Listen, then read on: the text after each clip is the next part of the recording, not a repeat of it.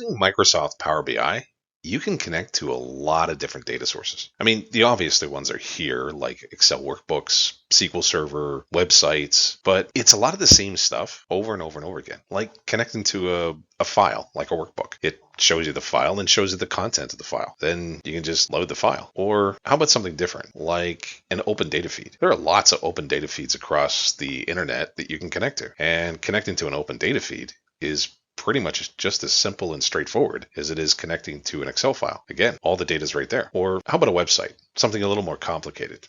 You ever try and copy and paste stuff from a website? Well, you can go to a place like, say, Wikipedia and get all kinds of interesting information from that website. It's all displayed in tables, even though it's a site, and you can get a list of whatever it is that you need.